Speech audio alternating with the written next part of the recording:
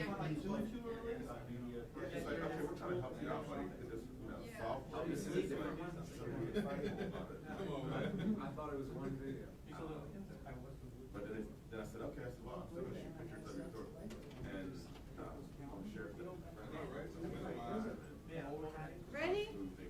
Ready. All right, all right. How are y'all doing today? Did y'all have a good Labor Day weekend, I hope? We labored. Yeah. I don't know why they don't call it Laborless Day instead of Labor Day. First, I'll talk to you about the burglary we had of the Titan gun store on South Florida Avenue. I can tell you, first off, we're exceptionally frustrated with the Titan gun store. They obviously didn't do what they should have done to protect their firearms. It was low-hanging fruit. I'll say that again. It was low-hanging fruit for professional burglars, and that's what happened. The burglars arrived in what we think to be a 2009 to a 2014 extended cab Ford that's brown. They first arrived, they looked the store over, they shook the door real hard, and they left. And they waited to see if law enforcement arrived. But we didn't. They didn't set off the alarm. So they come back about 20 minutes later. They arrive with sledgehammers, they knock the window out, they break out the burglar bars, they enter the store, and in 2 minutes, they've stole 36 firearms and fled in 2 minutes. These weren't amateurs. At some point in time prior to the burglary, they knew that the firearms were not secured in the store. They knew that the burglar bars weren't appropriately installed or weren't of the nature to keep them out. They knew how to operate as a team. We believe there were 3 males. We're not sure whether they were white, Hispanic, or black males. They were garbed up. They had their heads covered. We know that they took 26 handguns and 10 rifles or shotguns, some of them AR style. One thing we're absolutely sure, these were professional burglars, and you can bet on one thing: these 36 guns are going to be on the street. And they're going to be on the street in part because Titan didn't take all of the efforts they should have to protect their firearms. What didn't they do that they should have? Well, when you look to see professional stores that lock up their firearms, normally they lock their firearms up in heavy-duty safes. They have heavy-duty alarms. They have heavy-duty video. They may or may not have heavy-duty bars on the outside of the building. Or if they don't lock them up in heavy-duty safes, then they have heavy-duty protection outside of the building. I'll tell you right up front, our detectives are very frustrated with them. It was absolutely low-hanging fruit for professionals. And in 2 minutes, they stole 36 guns.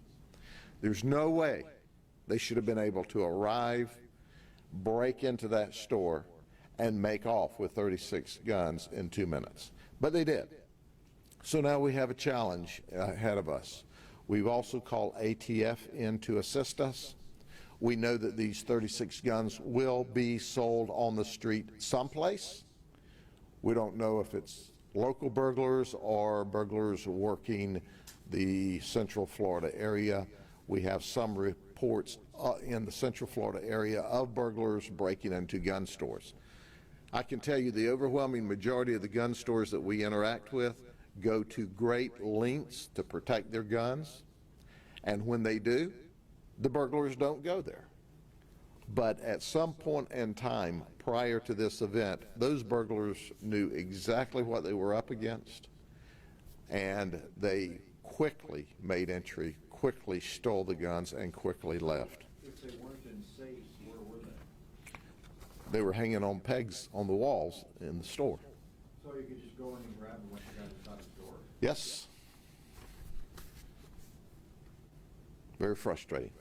When you say they were aware of what they were getting into beforehand, you think they scoped it out days or weeks in advance, or just a few hours? What do you think they did? In this particular case, I have no idea what they did, but I can tell you this, that they could have literally walked up with a flashlight, examined these burglar bars, shined a light through the store and saw, this is low-hanging fruit. That's not normally the way it works. They went there sometime before, looked the area over, and as a result, they saw, hey, this guy's not doing what he should do. People who run a professional gun store have layers of protection, and they also have layers of redundancy so that we can get good photos of the burglars that come in.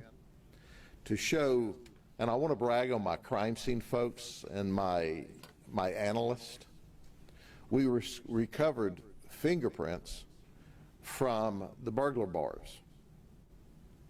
The fingerprints belonged to the guy who installed the burglar bars 5 years ago.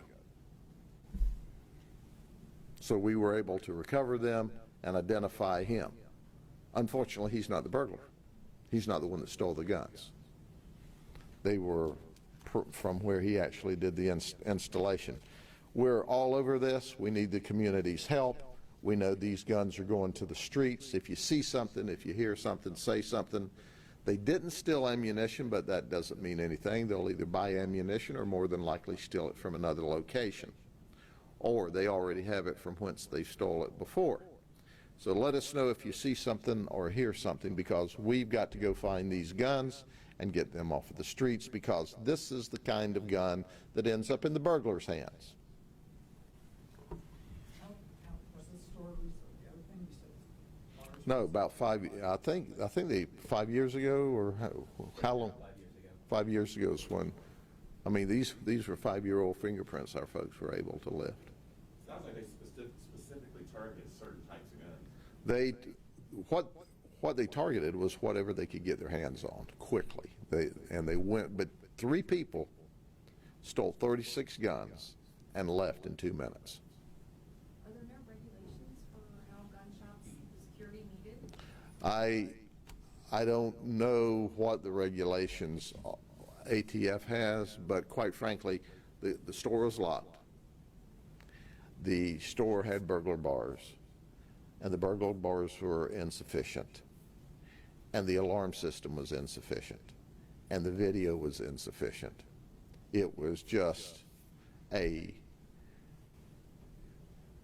was a grand slam burglary waiting to happen. And if you don't think that when you own a store, and especially one with high sought after merchandise by criminals, that they're not coming in your store day and night and looking around and looking for opportunities to steal stuff, you're absolutely wrong. This is, and what frustrates us, one, is that we have the burglary. 2, that we got virtually no help from the infrastructure at the store to recover this stuff.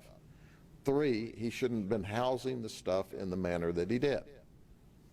But he did, and now we got a job in front of us, but that's why we need the community's help. But working together, we'll do our best to find this. But you can make sure of one thing: all 36 of those guns will end up on the street, and they'll be used for crime, committing purposes, and that's the kind of gun that ends up in the wrong hands, doing a lot of damage. Sheriff, I think statistically it's pretty rare to recover guns in these types of thefts. Is that something you've experienced before, or is it difficult to do? Oh, we recover guns. We recover guns when we arrest them for robbery and burglary, when we go into their house to serve search warrants, and we find that they've got the stolen guns there that they're using for protection from the other dope dealing thugs. But you can make sure we'll recover some of them. We want to recover all of them, before we find them at the scenes of crime. But we will recover some of them. When I say we as law enforcement, as an industry, for all I know, they might have packaged these things up and sent them to New York or California, but they're gone today. Can you describe the handguns at all? We can give you a complete list of them, yeah. And was there no video at all, or just more photos? Well, there was no video at all. The video we saw here, where'd you get that? That's a secret.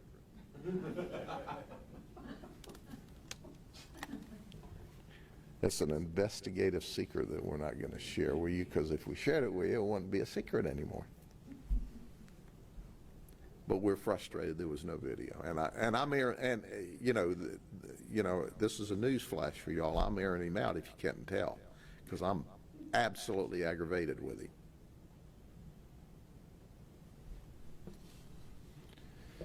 Okay, let's get on to the murder. We're going to be very cautious with what we release on the murder because we're working a lot of leads at this time, so you'll just have to be patient with us today.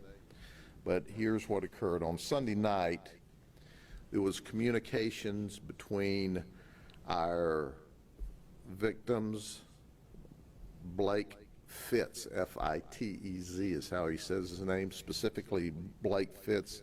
He said, hey, I've got an item for sale, and he was on social media. So he contacts this suspect, which ultimately is described to us as a black male in his 20s, about 5'9" and 150 pounds.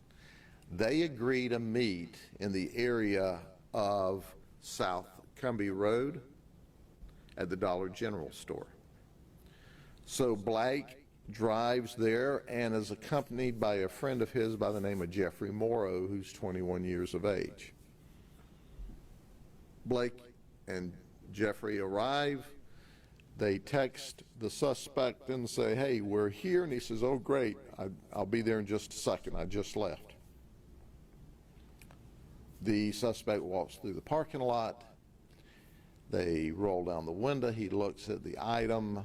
The suspect is going through his pockets like he's looking for money, and he reaches in and he grabs the item and takes off running around the car. When he does, Jeffrey Morrow jumps out of the passenger side of the car with a shotgun and says, I've got a gun, stop. Well, the suspect didn't stop, but he pulled a gun and he shot and killed Jeffrey Morrow and continued to run from the scene. Our deputies and detectives, of course, arrived on the scene. We are continuing to work diligently on some leads that we have at this time. That's why I'm being very circumspect with the information that I release. Can you tell us what the item was? I could, but I'm not. But I will later. Can you go back and restate that it was Family Dollar? I'm sorry, was it Family Dollar? Yes, yes, sir. Yes. Okay. So go back and just restate They would be more than happy. And I wrote Family Dollar here. I just didn't look at my notes. Let me state that again. So they arrived on South Cumbie Road at the Family Dollar. They obviously called the subject, who is now our suspect, and says, hey, I'm here at Family Dollar. He comes, he said, I just left. I'm coming back in just a second. He arrives back, walks up to the driver's side of the vehicle.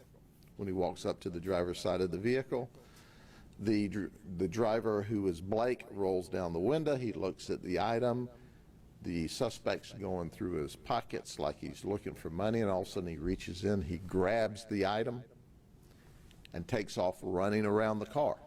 When he does that, Jeffrey jumps out of the passenger side of the car with a shotgun and says, stop, I've got a gun. At that point in time, our suspect pulls his gun and shoots and kills Jeffrey and continues to flee. We're looking for them. We're following up some leads at this time. But here's the clue. When somebody is wanting to buy something from you at 9:45 p.m. on a Sunday night, be suspicious. We tell folks, if you're going to meet with somebody and sell an item based upon a communication on a social media app, do it during the daytime at a well-lit place, and think about it for a second. Every one of our district stations and the main sheriff's office lobby is open. Tell them, I'll transact the business with you. I'll meet you at the sheriff's office and we'll swap the item in the lobby of the sheriff's office between 8 and 5 Monday through Friday. Many of the police departments offer the same services. That way you can be sure of one thing. The burglar, the criminal, the thief is not very likely to show up in the lobby of the local police department or sheriff's office in order to steal your stuff. You run a great risk when you meet a total stranger outside of a store at night trying to sell or buy items. It should not only be buyer beware, it should also be seller beware. So buyers should beware and sellers should beware if you try to sell or buy something late at night after dark in a parking lot. It's probably not going to end up very good, and it can end up very bad, and that's how it ended up for Jeffrey Morrow. It sounded like they were trying to protect themselves by carrying a firearm, but it still ended up bad. Still ended up bad. It's, you know, when you think you need to carry a gun with you or a shotgun with you to transact legitimate business, then that's problematic. And I've got to tell you, this Blake Fitz, the items that he was selling was his. He had legal access to them. He was not trying to create trouble. He just thought he had an opportunity to pick him up some cold cash. And now his friend's cold dead. Can you give any sense of how valuable the item was? Selling it for $450. Was there any indication that the item might have been, other than the high price, that it would be something that a criminal would want to have? I would suggest to you that the item was perfectly legitimate, and you know, we can play 20 questions, but I'm not going to give any clues as to what the item was, because we're at that point in the investigation. We don't want that released, but we will give that to you in due time. And quite frankly, we are working around the clock to solve this, because we owe it to Jeffrey Morrow and his family and friends to put the murderer in jail. So here's a clue for you, Mr. Murderer. You made your last purchase, or one of your last purchases, because we're going to find you, we're going to arrest you, we're going to put you in the county jail. That's a guarantee. Maybe sooner, maybe later, but we're on your trail. Now sleep on that. Were there any witnesses at all? We do have some information that we're not releasing that we think will be very beneficial. He shot just once or more than once? We're not releasing that information yet, because we want only him and us to know exactly how many times he was shot. And so whenever we pick him up, he'll have the opportunity to explain to us how many times he shot him and why he shot him. Thank you all very much. Y'all have a wonderful day. You can ask anything you want. I've heard of incidents like this happening in other places. Has this happened in Polk County before, where someone needs to sell an item and it's Yes, I mean, we have them ripped off all the time. I mean, it is not an unusual thing to show up to meet a total stranger and have your stuff stolen from you by the total stranger. So that's why we tell everyone, show up in the lobby of the sheriff's office or one of our district stations if you want to exchange. And if the people are legitimate, then certainly there won't be any problem. You shouldn't have the money in your pocket if you're going to buy something. Because if you go, oh, he's going to sell me this really cool thing for way under market, and it's only going to cost me $100 or $300. So you walk up to a total stranger who knows you've got that $100 or $300 or $500 in your pocket, and now he pulls the gun out and jacks you. That's what we call low-hanging fruit in the crime business. Don't be low-hanging fruit or dead fruit. One more time, what's the victim, the other seller's name? It was Jeffrey Morrow was just riding with Blake Fitz. Is Blake from this Polk County? Blake's from Winter Haven area, I think. I'll send all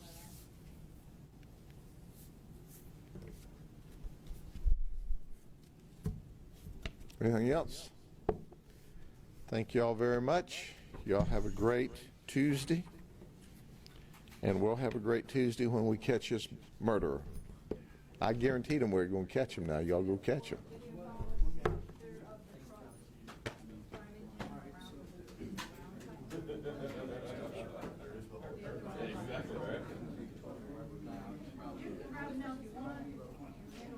Hey, Sheriff, you have like 2 minutes and I'll